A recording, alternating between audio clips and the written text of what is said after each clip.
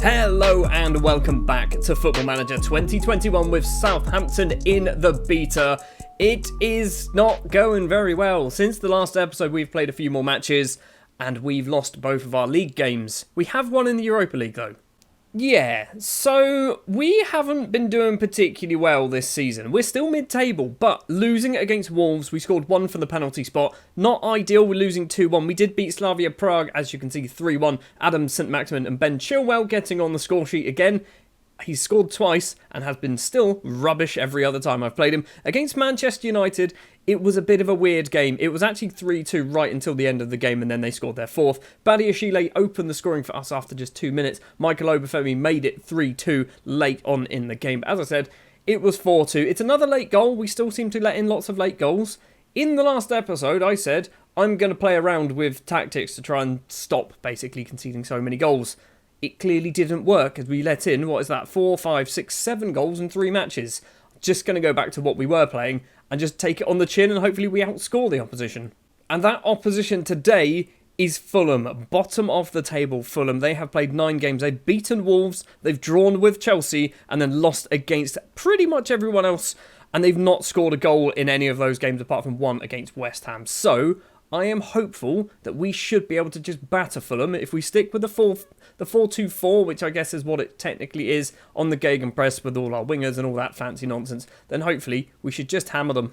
And without further ado then, on a breezy night in Southampton at home on a Wednesday night, 27th of October, Fulham will be our opponents, rooted to the bottom of the table. So I'm hoping we can just batter them.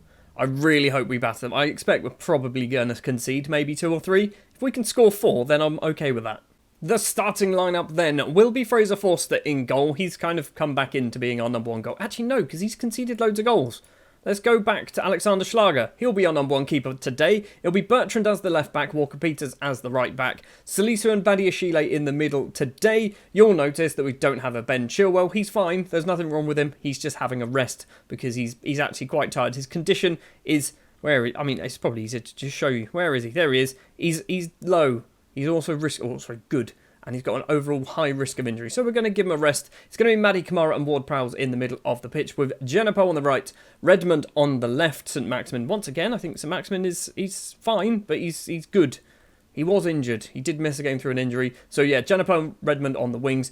Obafemi and Ings will be our strikers today. On the bench, we've got Ricky Jade Jones. Ricky Jade has been playing some games for the under-23s and scored 10 goals in 11 appearances. So he's going to get a chance, possibly off the bench. And somehow, his acceleration is going up. How is your acceleration going up? You're literally 19. You're now 19 and a bit. There's a little increase there. If he gets 20 acceleration, that's ridiculous. I've just thought as well, with a player with 19 pace and acceleration on the bench, maybe we can score a late goal. Maybe we can just use him to come off the bench in the last few minutes, and then we can nick some goals. Right, Andy Welsh has said we're favourites. No, I want a fist pump and I want it's time to put an end. How did no one care? How did nobody care about that? Motivated is Fraser Forster, but he sat on the bench.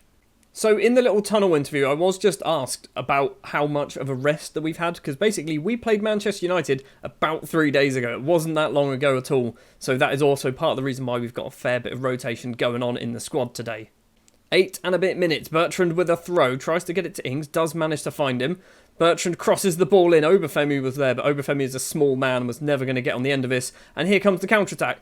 Why did you run that side? Stay goal side of him all the time. Mitrovic with the ball. Straight into Kamara. Now Obafemi has it. Lumps it up over the top for Danny Ings. Controls it. He might have been offside. He should have gone for a dink. You should have gone for a dink, Danny. It's coming back the other way. Highlight is just about ended.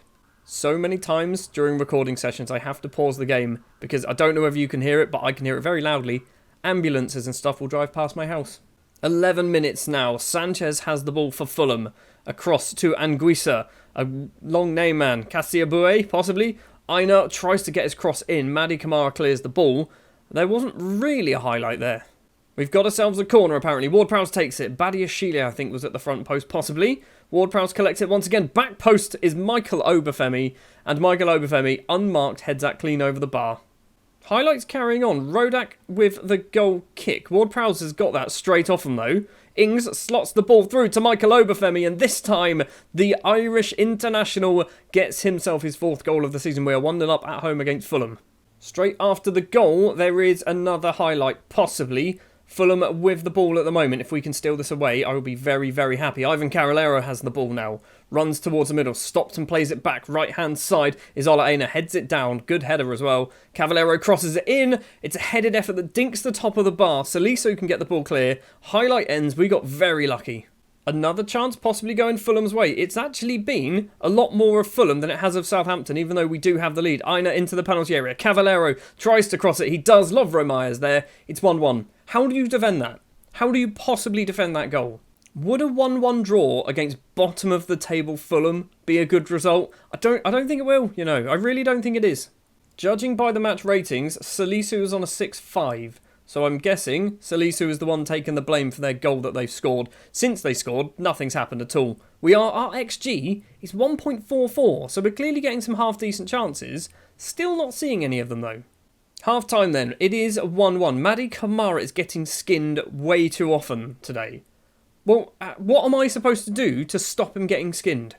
Also, who's doing it? I'm not happy. I'm just going to say that. Right, in the middle of the pitch, you are a ball-winning midfielder. Hold on. Right, you're a ball-winning midfielder and you're getting skinned way too often. What do I change here to stop that happening? Mark tighter? Maybe? I don't know. I'm going to make your defenders mark tighter as well. You can mark tighter and so can Salisu because, sure, maybe do tackle harder as well. Right, into the second half. I don't know what I'm doing with tactics. It's been a season and a bit now. I still don't know what I'm doing. We're 10 minutes into the second half. Nothing has happened at all. We're going to give them an encourage. Encourage smiley faces. We've got smiley faces, everybody. I've done a good shout.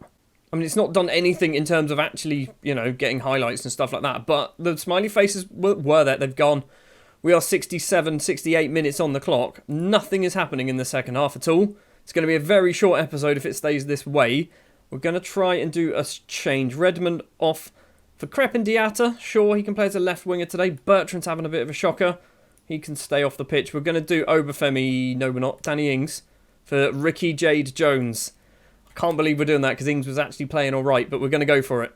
And now we've done our subs. This is where Fulham probably get themselves a winner. Lovro Myers across. Left-hand side now is Sanchez with acres of space and no one's closing him down.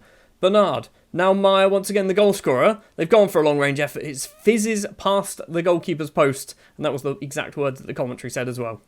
I mean, they're still saying that Mady Kamara is getting skinned far too often.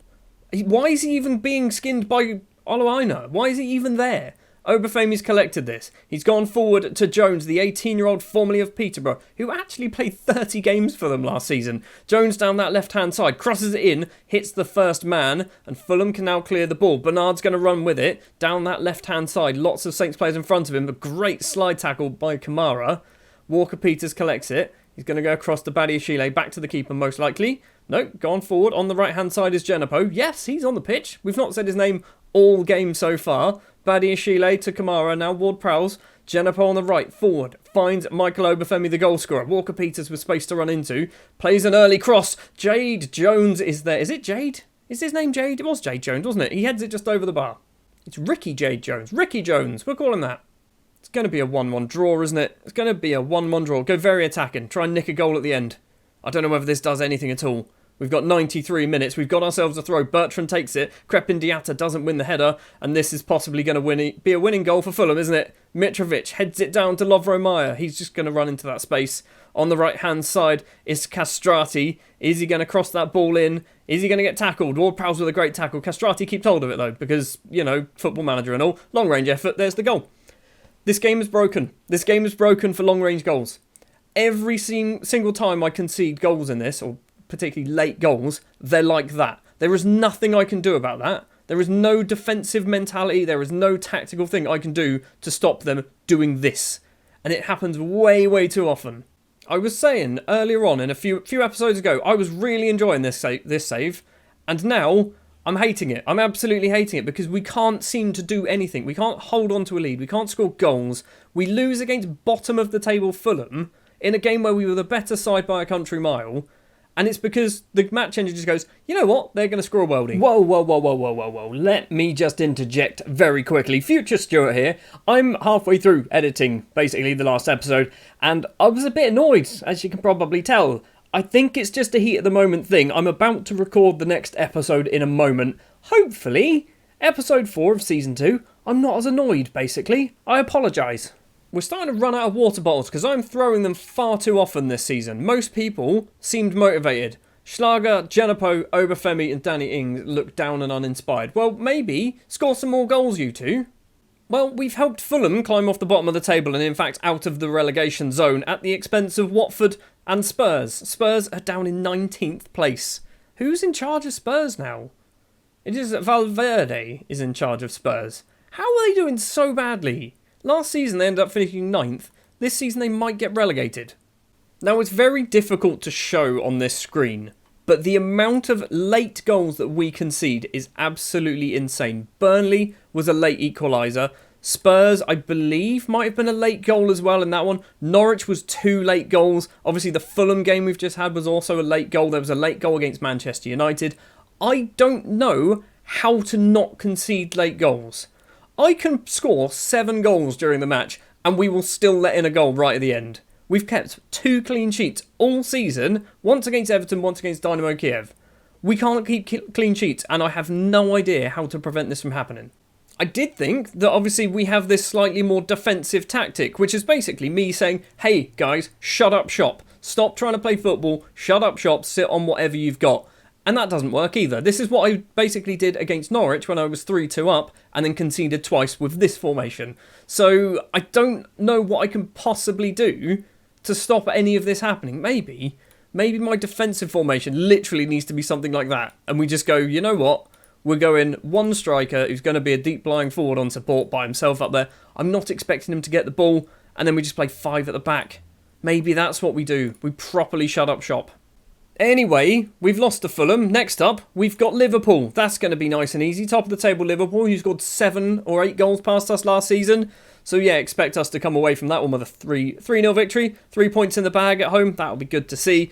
Next episode then, I'm probably going to go for Dynamo Kiev in the Europa League Group H game because I think we can win that. We've beaten them once already, beaten them 4-0. We're not going to beat Liverpool. We're probably not going to beat Fulham for the second time we play them as well. Oh God, I've just seen our run into the end of the season. You can't quite see it because I think I'm in the way. It's Liverpool, it's Manchester City, and it's Chelsea. So yeah, our season finishes on the 23rd of April then when we play Brentford.